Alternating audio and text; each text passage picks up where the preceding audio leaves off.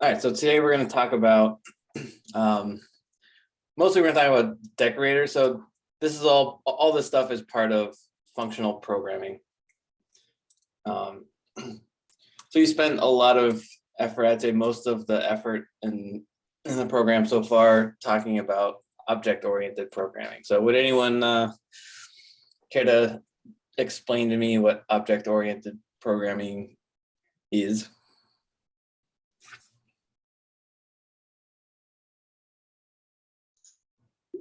Creating a template that can be instantiated and solving problems that way. So you create a template that has different variables, different methods, and solving problems that way rather than just solving them on the fly.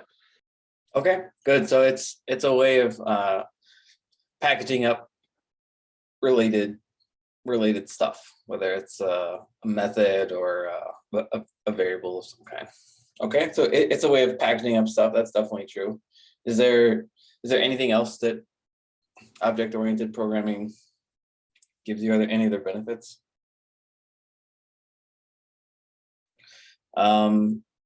Melissa. Like any other benefits. Yeah. So, I mean, I guess it's a bit more readable, Okay. like having everything packaged together.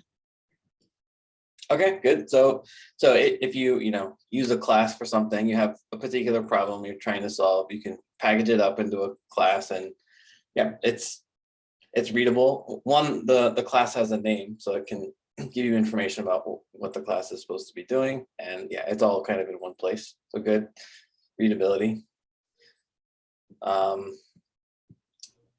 Felipe. Oh, cool. Oh, I was gonna call him away. Perfect. Yeah, I was gonna say it's good for like reusability. I feel like that's the main thing. Yeah, exactly. So it's reusable. So sorry. So you can create a class which is built for solving a particular kind of problem, which might be more complex than something you just have. It's a little more complex than just a simple function or a single function. So you can create a class and then you can reuse that. Can you talk a little bit about how you would reuse something you made in a class?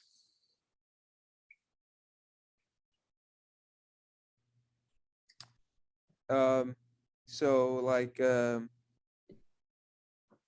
I don't know. So like if you're doing object-oriented programming and you make like a whole class, but then you want to add something new but different, you can make like a subclass to certain objects, and it'll use like inheritance and stuff like that.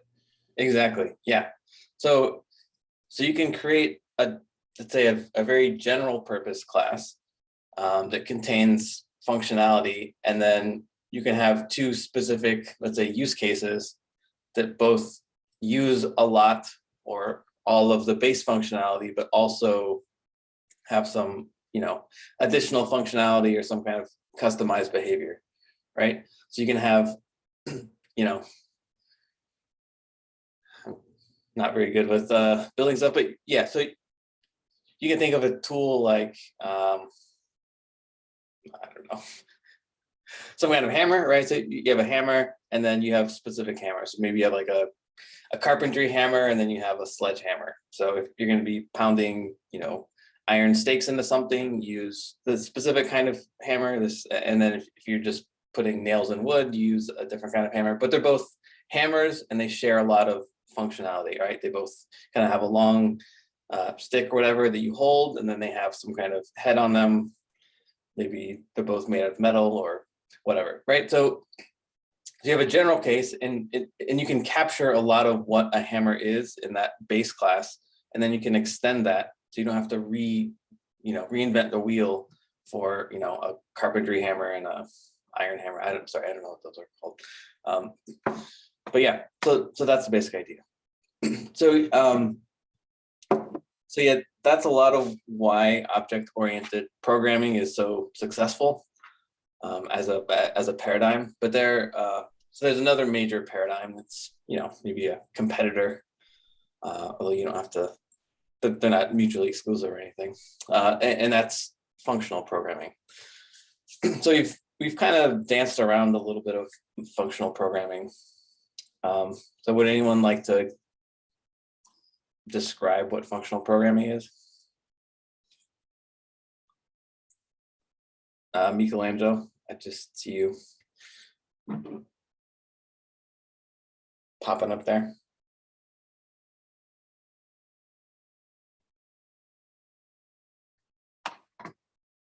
I've never heard of it actually. Okay, all right, cool. That's good. So you will very soon. Has anyone else ever heard of functional programming? Okay, well, good. So if you haven't heard of functional programming, then let's just go ahead and get to it. So I'll say that a lot of the basic problems that object-oriented programming solves, functional programming also tries to solve, although has its own way of doing that and has its own peculiar sets of problems that it solves, better in some ways and worse in others. So the one basic thing is that you don't want to have to reinvent the wheel. So you want to write stuff that's as generic as possible, so that you can reuse it and extend it. And functional programming has its own way of doing that. So we'll see some examples of that. All right, so the first thing we're going to talk about is basically so a lot of the basic mechanism of functional programming is functions calling other functions, returning other functions, passing in functions to functions. So you get this higher order function. So the higher order function is kind of the basic tool of functional programming. So just to illustrate that real quick, so this is Python. Yeah, we'll do something in JavaScript.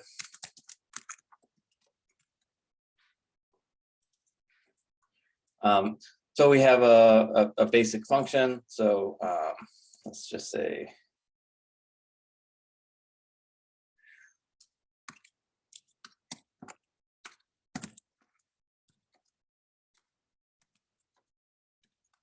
this is an arrow function, which you guys know about now.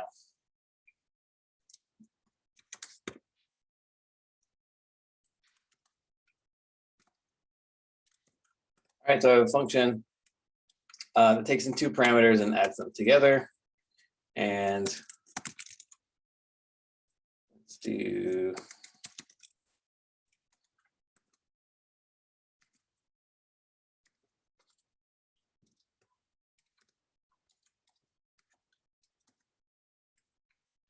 I have these two functions, and then I can basically chain them together, right?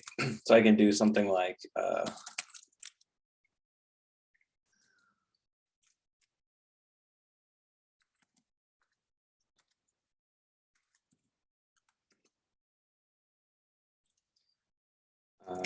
2 and 3, and then I can do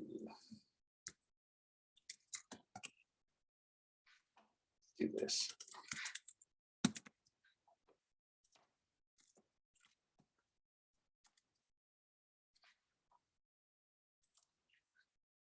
We'll have 2 of these.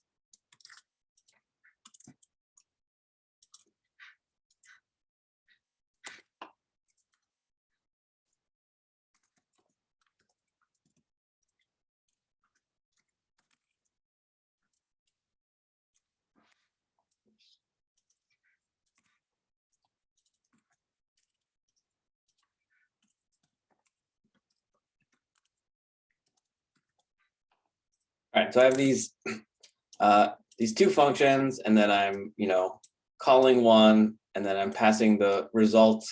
Basically, I'm passing the result into another function. Let's see.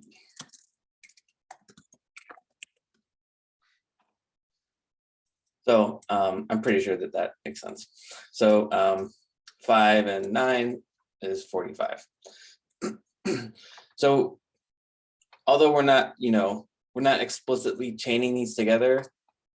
These are basically chained together. So you have a function, you get a result, and you pass that result as input to the next function. And you can do that all day long. Okay. So this is kind of like just on the outskirts of what would be functional programming. So if you kind of take this up a notch, what you can do is, instead of having these as just kind of individual external functions that you have to individually call and then you know specifically assemble them together, you can kind of combine things together. So you can have, you know, more than one function cooperating in a, let's say, a more integrated manner. So one way you can do that is to use, you can either pass a function into a function, which we see with map, right? So if we have map, so can someone tell me what in JavaScript what map does?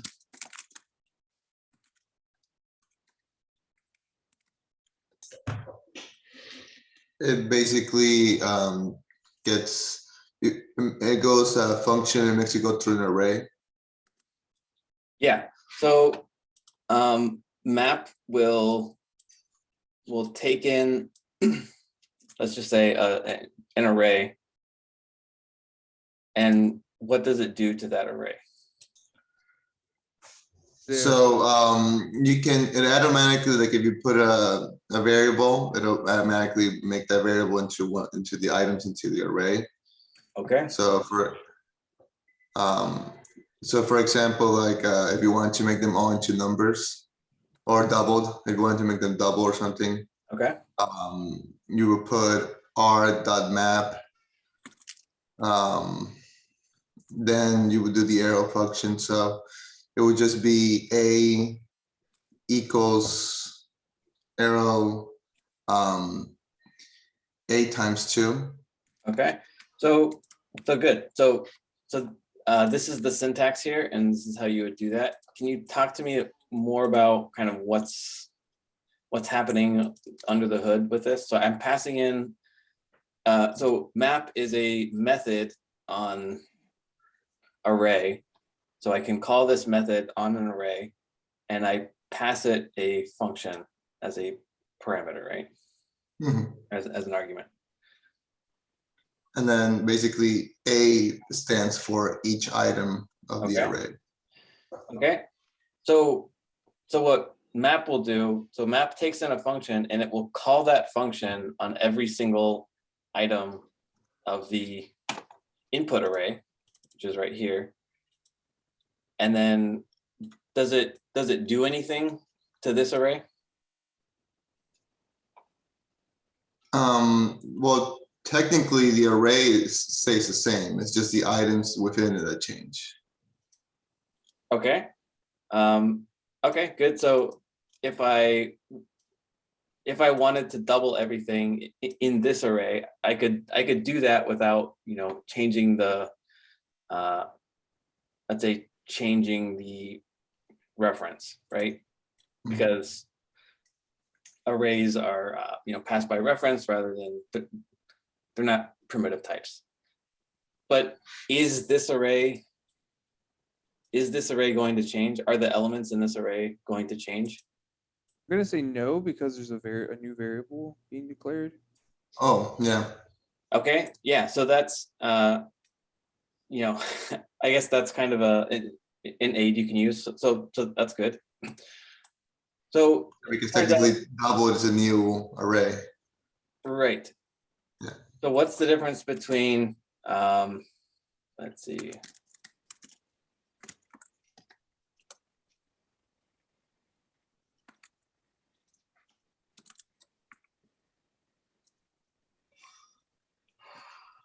Well, this one actually worked, but so what's the difference between map and for each?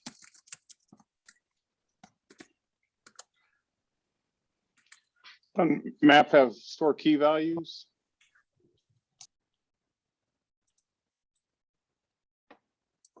Okay.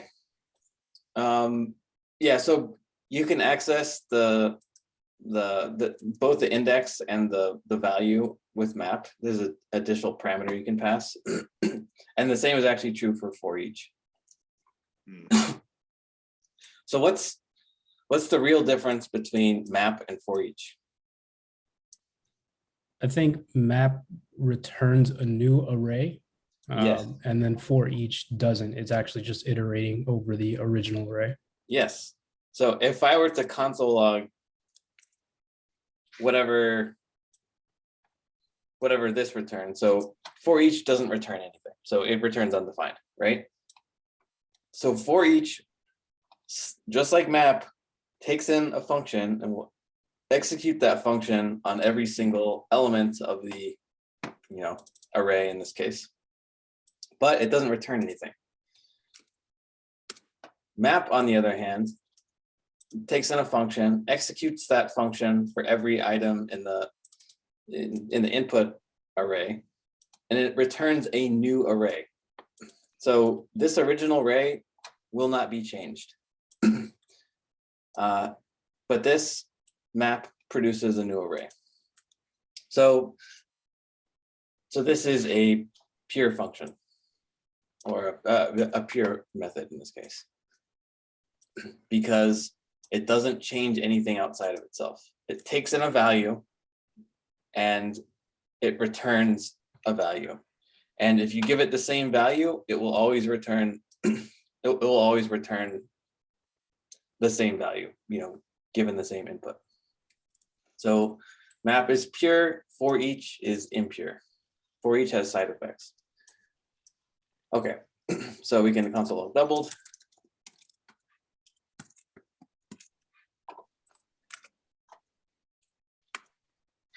And we can see that we get a new array. So if we were to console log this, we would see that it hasn't been changed. Okay, so map is a function that takes in another function. This is called a higher order function, because map is a function or a method which takes in another function, which makes it a higher order function. You can also, a higher order function can either take in a function or it can return a function. And we're going to look at an example of that.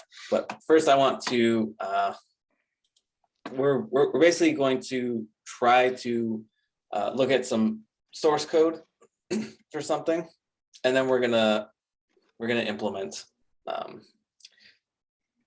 We're basically going to try to implement our own version. So one thing that higher order functions can do is modify the behavior of another function. So with map, we're taking an array and a function, and we're kind of putting them together and we're turning into an array. We can also write functions that will kind of add functionality or tweak functionality or whatever. And if that general idea sounds familiar, that's because the concept is similar to subclassing. So if you have, or multiple inheritance or whatever. So if you have a class and you want kind of a more specific version of that class, or more specialized version of that class, you don't need to create that whole thing from scratch. You can kind of use what's already there, but then add your customization in the subclass. You can do something similar with functions. So yeah, let's go ahead and look at the function. We could probably do it. So there's a functional library in JavaScript called Lodash, which is very common. Let's see.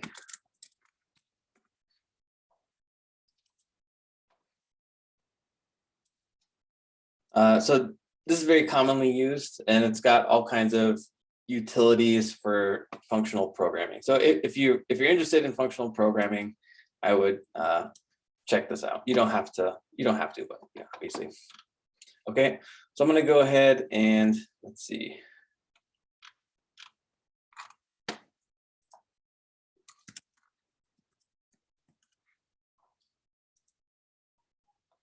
Okay, so here's the repo for Lodash.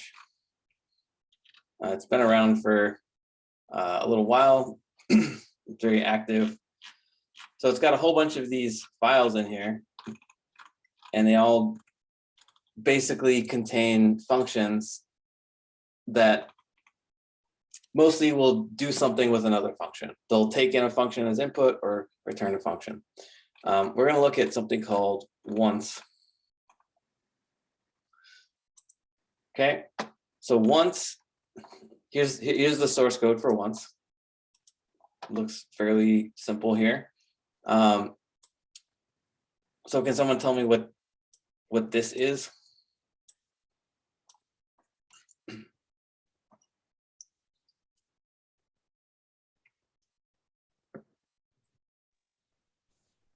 Oh,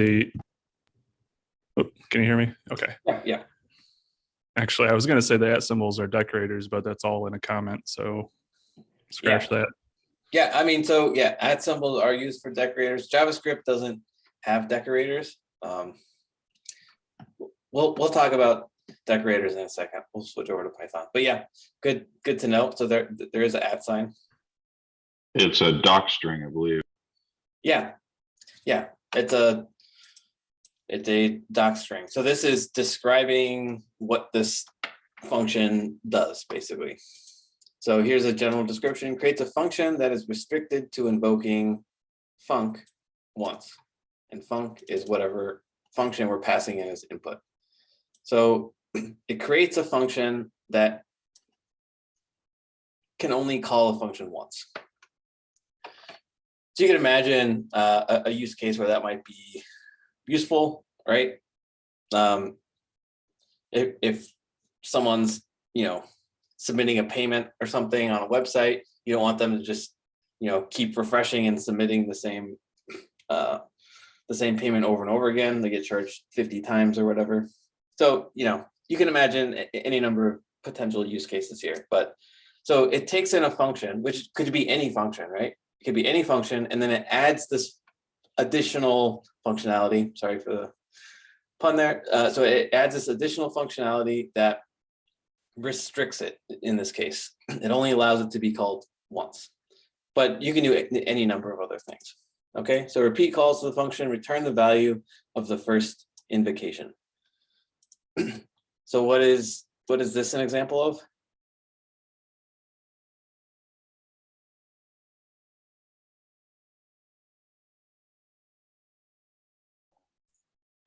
Pure function. Okay. Higher order function. Yeah. So this specific sentence right here. So that's true. Repeat calls to the function return the value of the first invocation. Recursion. Not exactly, but that's a good thought. So it's memoization. So you're calling the function, and then you're storing you're storing that value, and then you're returning it the next time that's called. So it's basically caching or memoization. So the func is invoked, blah blah blah. So we don't. Some of this is a little more complicated. We don't need to worry about it. And then here is telling you basically how long has this been in the code, or in what version was this added.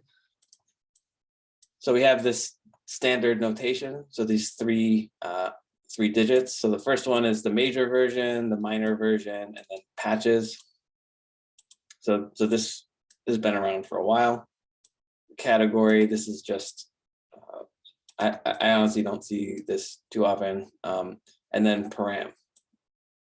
So param is the parameter, and you could potentially have lots of parameters. So this describes what the function takes as input, and then returns is what does the function return. And then here we have an example usage.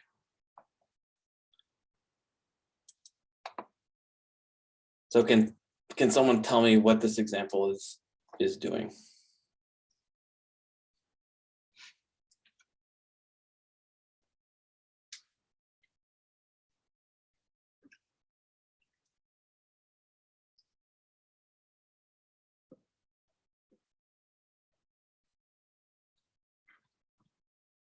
Why is this example there? To show how the once function is actually supposed to work. Okay. So what is a create application? That's the function argument that you're passing into the once function. Exactly. So we don't know what this is. This is just, whatever your function is. In this case, something called create application. Good. So what are we doing here on this line? Storing that call in a variable. Right. So we have a function and we're passing it into once, and then we're storing that here. So what is it initialize now? The Function. result, oh, go ahead. It's a function. Yes, it is a function. So we're calling a function and we're getting as a return value another function, which we can see here. So we'll take a look at before in a sec, but we can see from the example that this is a function that takes a function in as a parameter and returns a function. So lots of function stuff happening. And then it's called once and it's called twice. And then on the second invocation, it's saying that create application is only invoked once. Okay, so let's go ahead and look at, once again, we're talking about APIs and user interfaces. So once, it turns out, is basically a convenience for users. So once is a convenience, but it's actually based on this more general function called before, but it's a special case of before where the first parameter is 2. So let's take a look at before. So before, again, this is another function here. And we can see the same docstring creates a function that invokes func with this blah, blah, blah, blah, while it's called less than n times. So we don't need, I'm not going to go into this, but you can take a look at it later. Basically, this is just making sure that the function only gets called less than whatever you pass in. So in the case of once, it defaults to 2. So that means you can't call it twice. All right. So now that we've kind of taken a look at that, we have the general idea. Let's try to write our own implementation of once. So I'm going to start with this. So function once. So what are some things I know about once?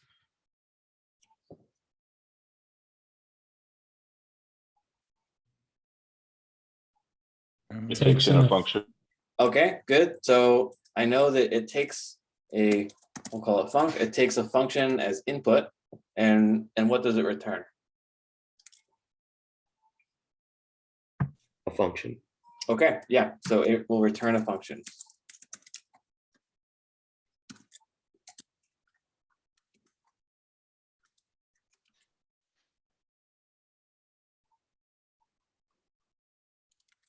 Okay. So let's go ahead and write just a dummy function. We'll do it like a square. So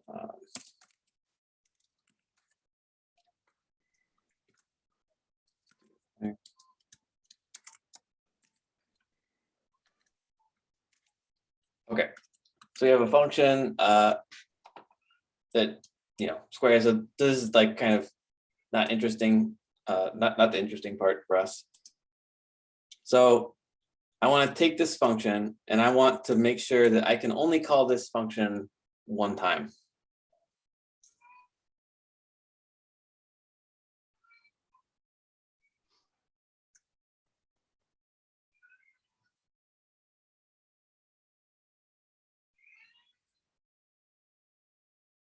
Any thoughts here? You can take a minute to think about it. So would you create a variable and assign it to once with your square function in it, and then use that function in your argument for once, you know? Okay, good. So let's do something like that. So const, we'll call it square once is once with square. Okay, so now I have taken my, base, whatever utility function, and I've wrapped it in this once. So what is this going to be? What kind of thing is square once? No, that's the function. Yes. So we know that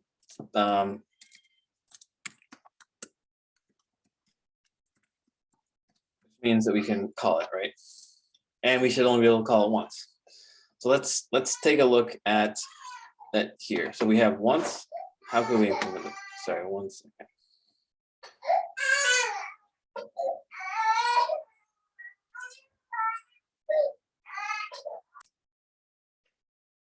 All right. Share my screen again. Okay, so we have this function. Once it takes in a function, and we know it's going to return a function. So let's just let's not worry about the once part, and let's make sure that we can return the function. So ultimately, what we want is actually sorry. So can anyone tell me why this is maybe not quite right here? We need to pass values for square. Yeah. Yeah, so what we should do is we'll do it for, oops.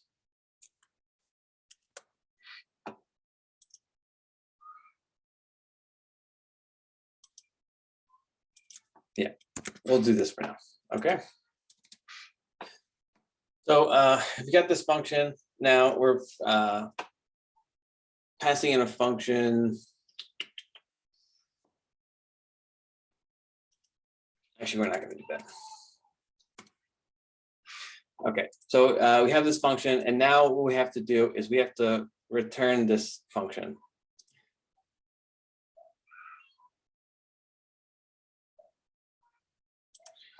Okay, so this is a little confusing, but what we need to do is actually invoke the function and return it. So return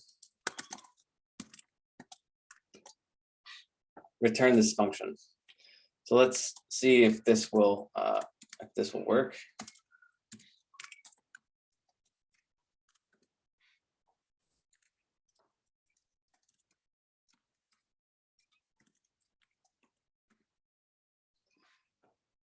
Okay, we'll console log this. The JavaScript is very forgiving. So we get not a number. So most languages would probably throw an error, but JavaScript, again, is very forgiving. So we have a slight issue here where we are not passing in any parameters, right? So X is going to be undefined, which means it's undefined times undefined, which gives you not a number in JavaScript. So we need to be able to pass parameters in somehow.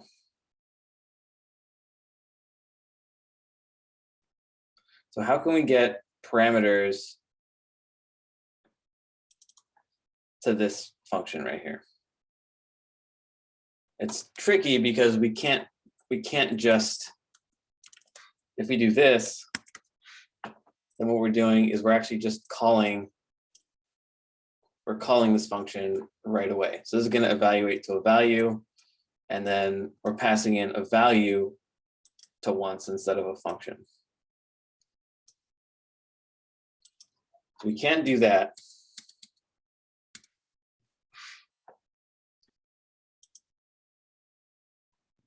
So let's think about what yeah, go ahead. In the function once, in its parameters, could we put in separate another parameter for the parameters of that function? Okay, so you could potentially do something like that.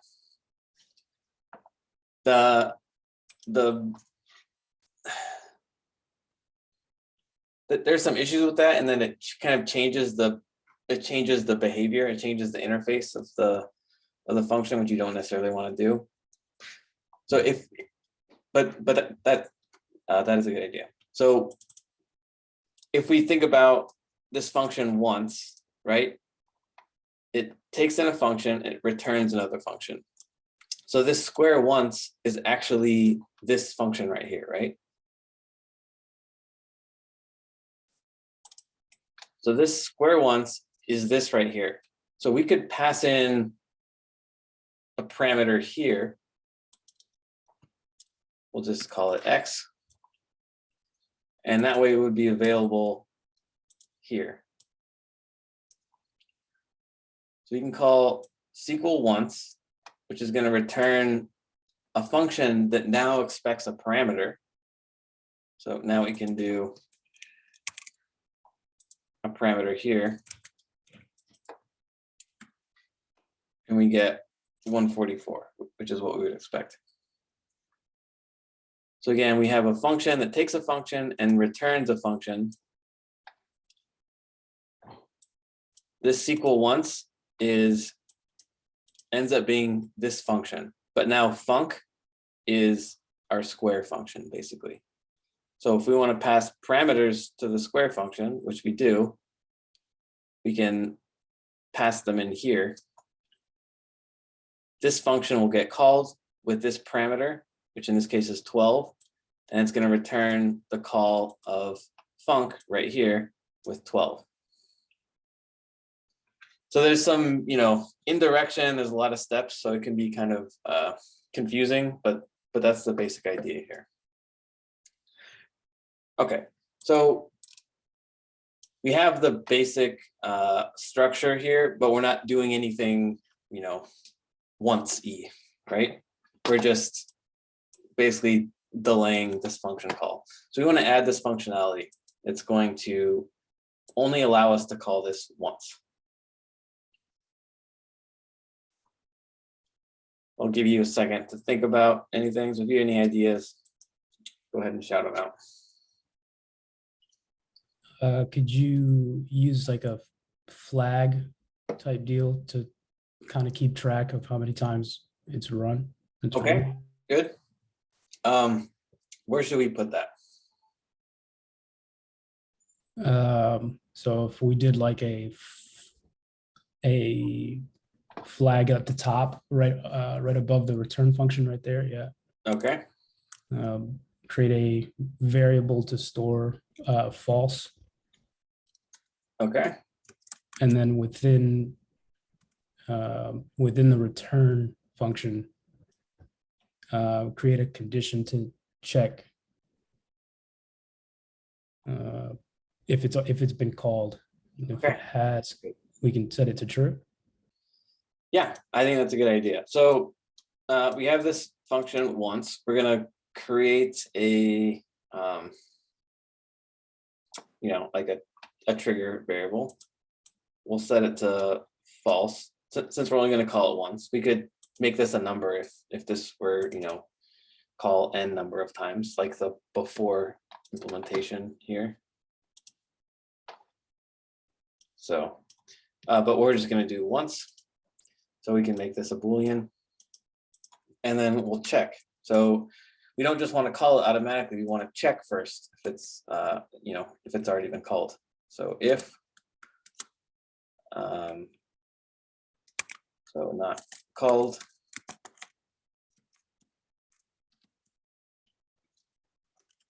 And we'll return the function.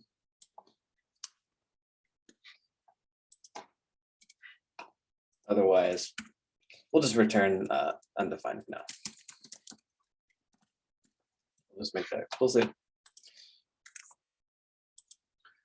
All right. So let's make sure that this still works. Okay, so that works. Now I'm going to try calling it again.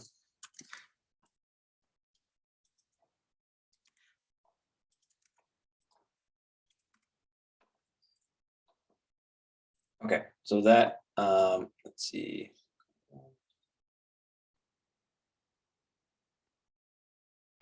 Okay, so what's our problem now? We're missing that once it is called, we change the flag, the checker, the called to Yeah. true. Okay, good.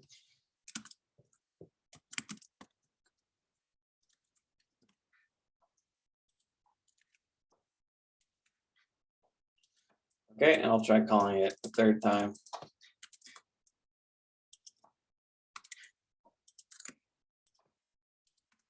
I'm just gonna get undefined now after every call. So what is the purpose of this? Well, the purpose is that I have this general utility called once, and I can use it with any other function that I have, right? So here we have square, we could write, 100 other functions and they would all work with once. So if we wanted to kind of change how a function was executed in this particular way, we only want to call it once in this case, then we have this higher order function, which will take in a function and then make sure that it only gets executed once. Are there any questions about that? I know this can be kind of baffling. There's a lot happening.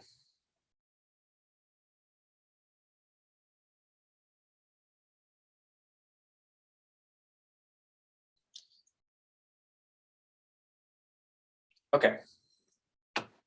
So we're going to look at another example. So this is a higher order function, right? Higher order function, it can do either one or both of taking a function as a parameter and returning a function. In this case, this does both. It takes in a function as parameter, it returns a function, and it modifies how the function is executed. So it provides this additional functionality or additional change in the functionality. So let's go ahead and let's write that in Python. And what the point that I'm going to make here, I'll ruin the suspense, is that this is a decorator.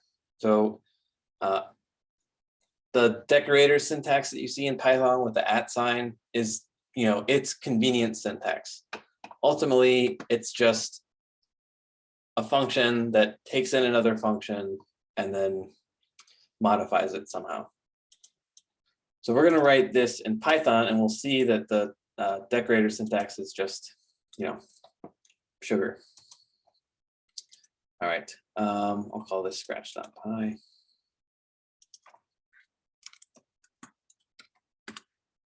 Okay, so we have this function once. So let's rewrite this function, but in Python this time.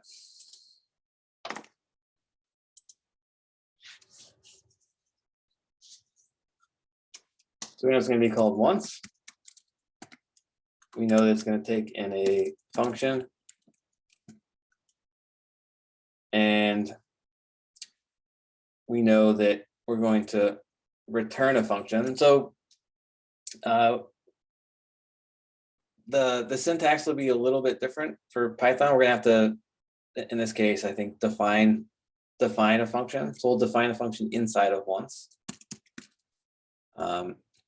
In JavaScript, we just used an anonymous function because we don't really, we don't need to give it a name. It doesn't really matter because we're not going to, invoke it directly by name. Here, we could use a lambda potentially, although I want to have a couple of different lines, so lambda probably wouldn't be the best choice here. So I'm just going to define a regular function. I'm going to call it inner. In part because I don't really care what it's called. And I'm going to do some stuff. And then I'm going to return inner. So this is the basic structure. I'm also going to write our square function. So def square.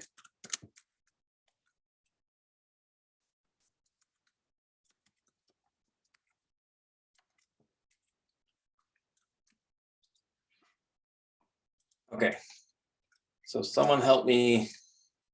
Let's see.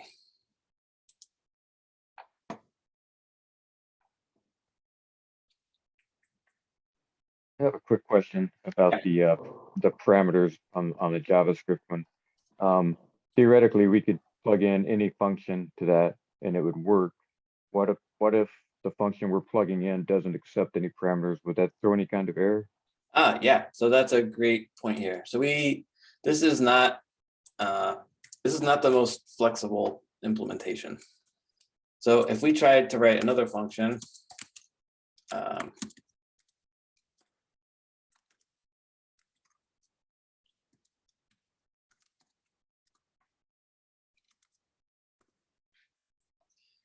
and then I'll comment these out. And yeah, down here. So I'm going to do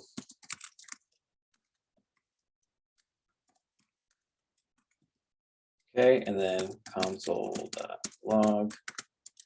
What's going to happen here? It's looking for two parameters, but there's only a place for one parameter in the one function. Yeah. So I'm going to get not a number because it's going to try to add X exists, Y doesn't exist. So Y is going to be, again, JavaScript won't throw an error. It will just make this undefined. So you get a number plus undefined, basically. So in that case, could we use the I can't remember what it's called, but the 3 dots and args? Yes, exactly. Exactly. So we can make this flexible by basically making the number of parameters undetermined. And this is there's a spread syntax, which it's basically going to unpack whatever you have and pass in the parameters individually. So in Python, there's something similar, which is the asterisk. But here, if we do this, now we get a real value, and we can do the same thing here. So this now works for both, because we're saying basically however many arguments, some undefined number of arguments, those will just get passed along. So now this is really a generic thing, and so it doesn't matter. We're not hard coding the number of parameters that it has to take.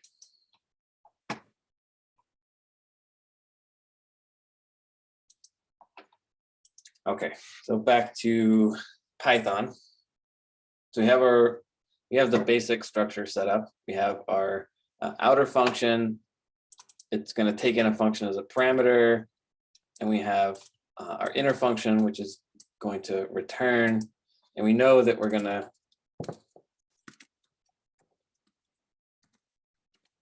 call this function.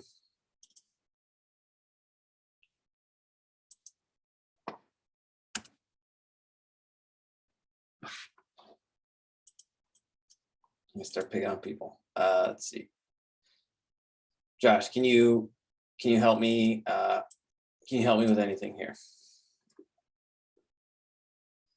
So we have this once function. We know that we're going to return an inner function, which in this case is going to be square. I'm going to pass in square here. And then when I do that, I'm going to get this other function, which, you know, I basically have to give it a name because of how Python works, but I don't really care about it. So it's going to return this. And when I call this, it's going to execute that. So if I do this, let's see.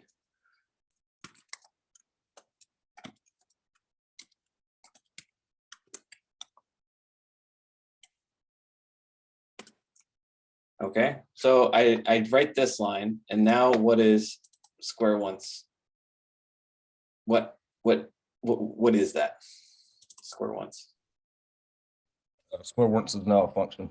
Yes, it is now this function right here.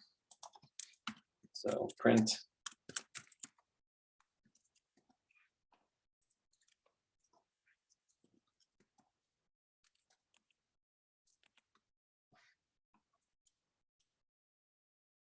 So we can tell that this is a function.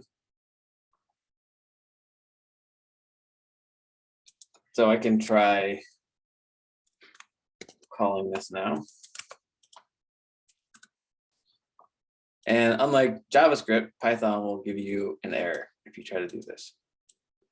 So the type error, this function is missing one required positional argument, X. So we can pass in an argument here. We're gonna have to add an argument here.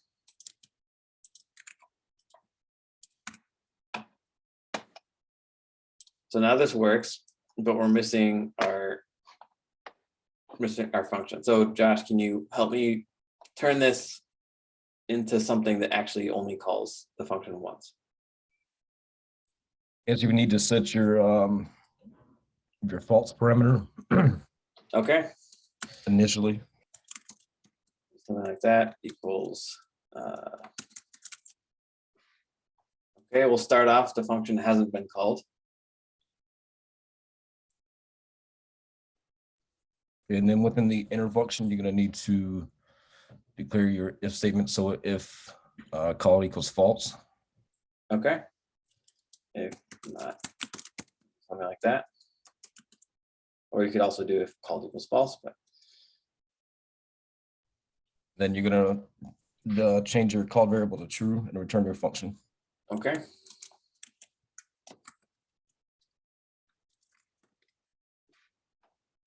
So my interpreter is complaining a little bit, saying called is not defined.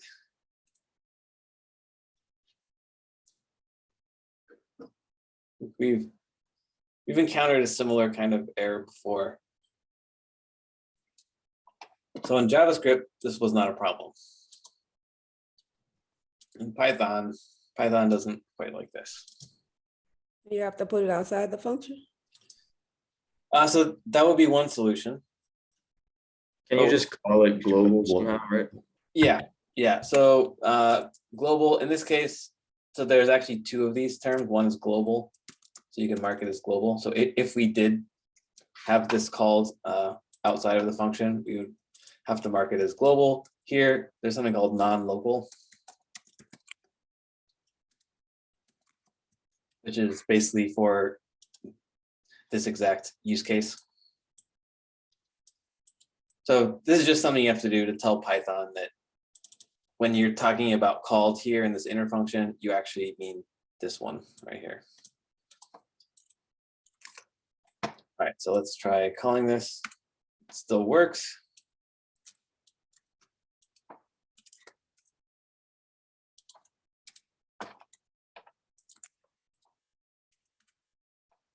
And we get none on the second call because we're not returning anything. So this basically works now. Okay, so this is the same thing we did in Python. By the way, does anyone know what?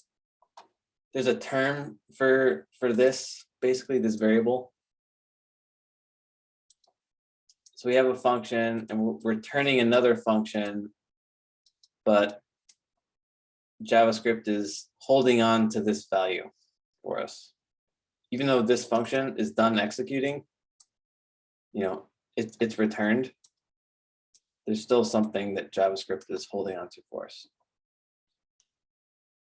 Does anyone know what that's called?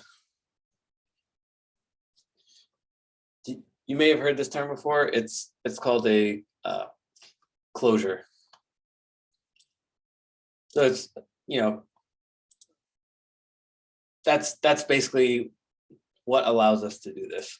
So ordinarily, if you call a function, it returns, then it gets popped off the call stack and we don't need it anymore, so it's done, right? But in this case, because this inner function is using a variable here, JavaScript will hold on to this value for us. So that's called a closure, and the same thing is happening here. Okay. All right, so we have the same thing in Python, but Python allows us,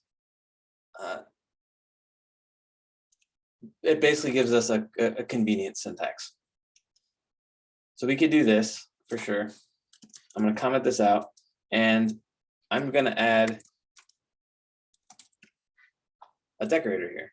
So I just made my own decorator, right? Here's a function that takes in another function and does some stuff, right? So I can just mark my square function as using once. And now when I call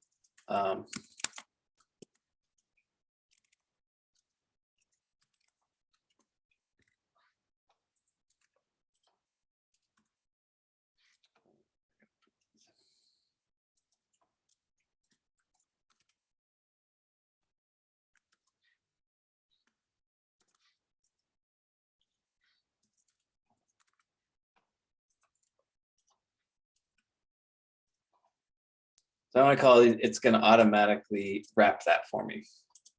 So this call with once as a decorator is the same thing as this. It's just syntactic sugar. It's basically anytime I call square, it's doing this. It's wrapping it in this call to once.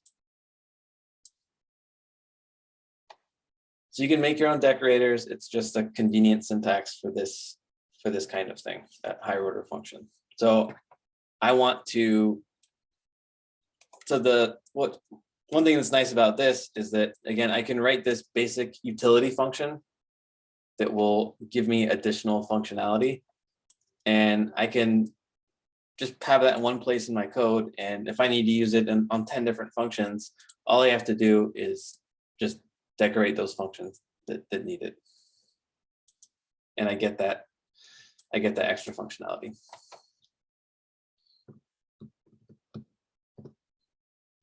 Any questions about that? All right, let's take, we'll take till 10 after. We'll take a short break and we'll come back and we'll look at a couple more examples. All right, so we have this. Let's look at another example of the same kind of thing.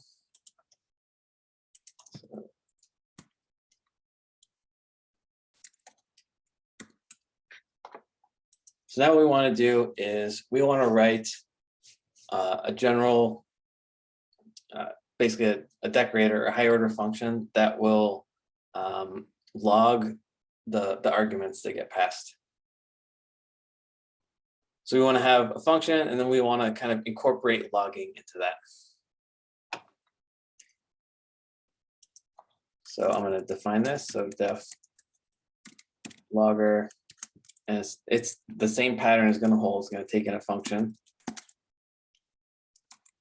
And then we're going to have an inner function, which, you know, we could call whatever we want. We don't really care about it. It's going to take in potentially some arguments. And ultimately, it's going to return the function that we give it with the arguments.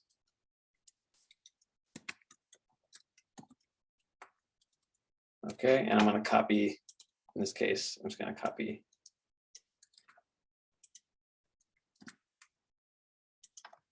and we can use this convenient syntax. So at logger, so we're going to decorate our square function, which means that basically it's going to go through logger every time we call square.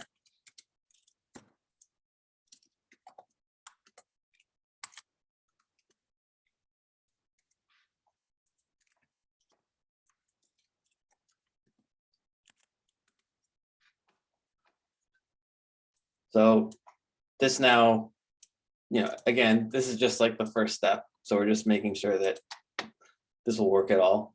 So we have this function, we're decorating it with this logger. When we call it, it's basically going to wrap. So this is equivalent to wrapping. So logger square, and then something like 3. Take off the decorator.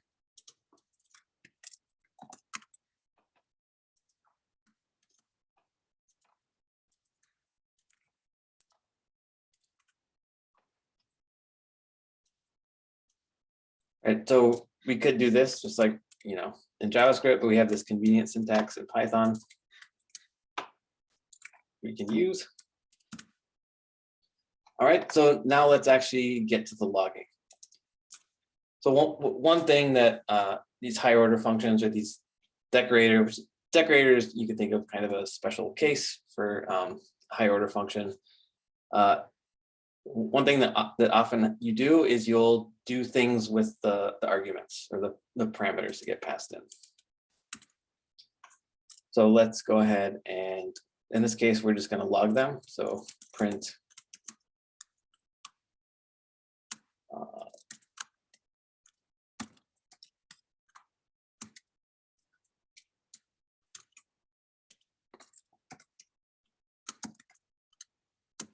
so here's a property. We're using the dunders. This is a built-in Python thing, but we can access it. So function is an object, right? And it has certain properties. One of them is name, which will be the name of the function that we pass in. It should be square. So called with, and then we'll just do args. So now every time we call square, it's going to log the name of the function and the parameters that it got called with.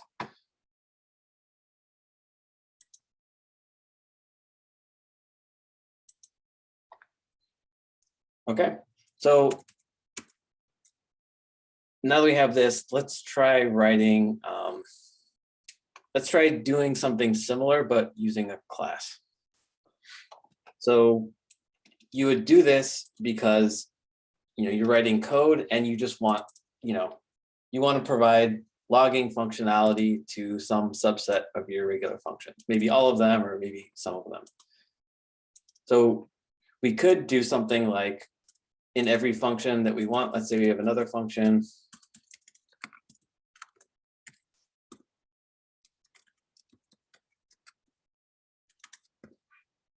We could just say, okay, so I want to add logging to square and add. So you could just, you know, copy this and paste it in here, right? Whatever, along with whatever logic, other logic you're doing. So we could just, you know, add a line that logs stuff. And that would be fine, but now we have to go through and change all these functions. So it's just cleaner and simpler if we can have this in one place. We have it in a single place. So if we ever need to change it, we just change it in one place. And then we add the decorator to those functions that need logging.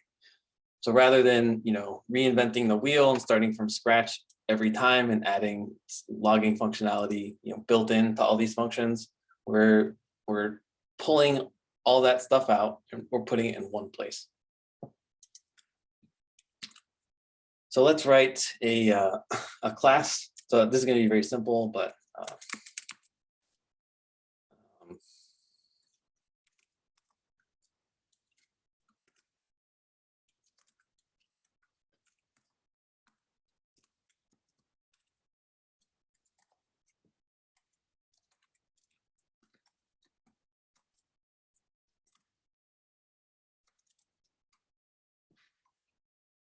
right, I'm going to comment this out for now. So if I wanted to square a number, how would I do that?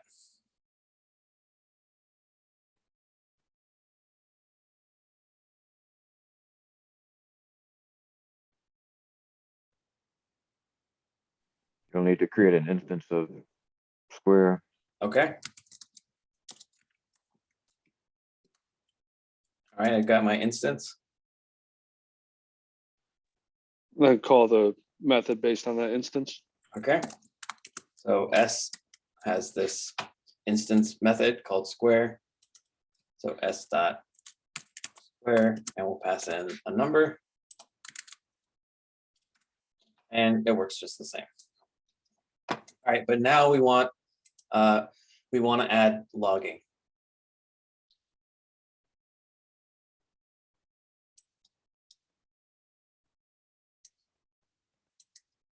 So for object, how do we add functionality in an object-oriented paradigm. You create another method?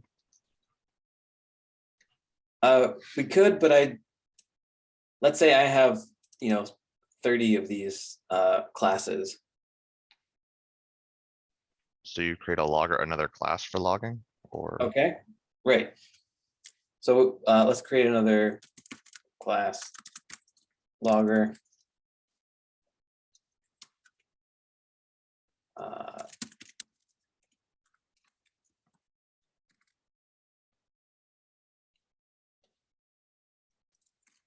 So the message, whatever that is, and then we'll just keep this simple. So now we have this logger class, which is responsible for, logging stuff.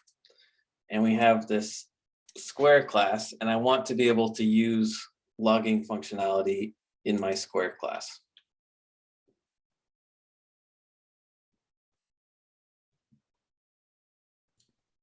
Create an instance of the logger for each instance of the square. So in the dunder init for the square, create a logger. Okay, yeah, so I could potentially do that. So that's one way of doing it. Would we have to put logger in square as an art, like inheritance, something, Yeah, so I think like in the arguments for square class?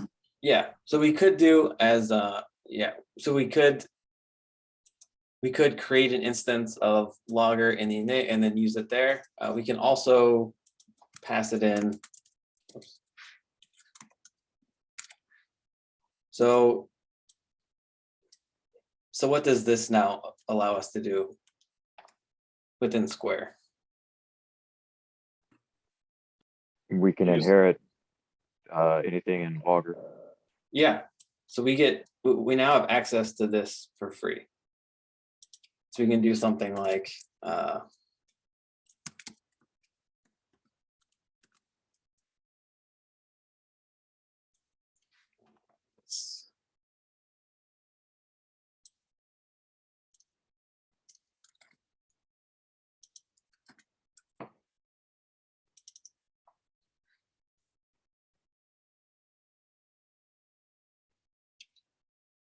let me get rid of this for now, just to keep it simple.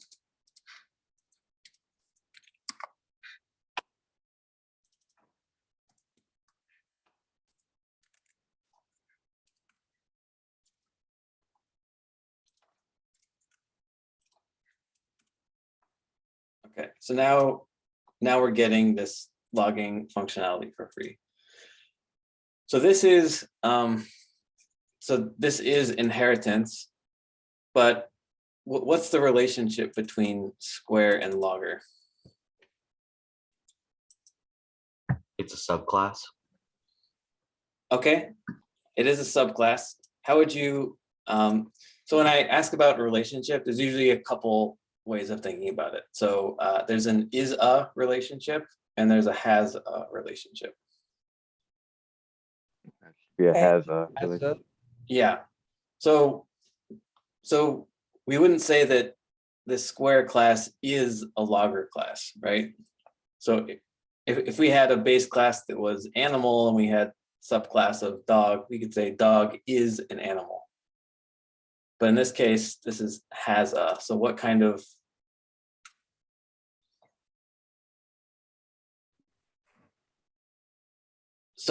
yeah, so the mechanism here is inheritance, but this is actually, we just want a little piece of functionality. So often something like this kind of pattern would be called a mix-in, because we're not really inheriting, we just want some specific functionality that we can then reuse. So you'll sometimes see things called like logger mix-in. This would be called logger mix-in because it's just got one specific functionality. It's not really, we're not really doing, it's not an is-a relationship. You don't have to call it a mix-in, but that's kind of what it is. So again, this is how we would do that, do the same thing in an object-oriented manner, where we can inherit from this logger mixin and we get access to the log. In a functional programming paradigm, we do the same thing basically. We just do it differently.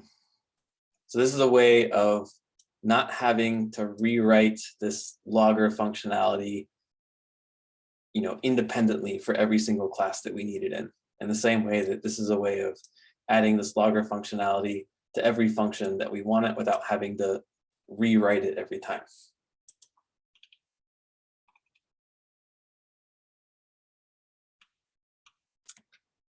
So that's a basic, so, there's functional programming, object-oriented programming. They're, at a certain level, they're competing antagonistic paradigms, but at another level, they're both, trying to do the same thing.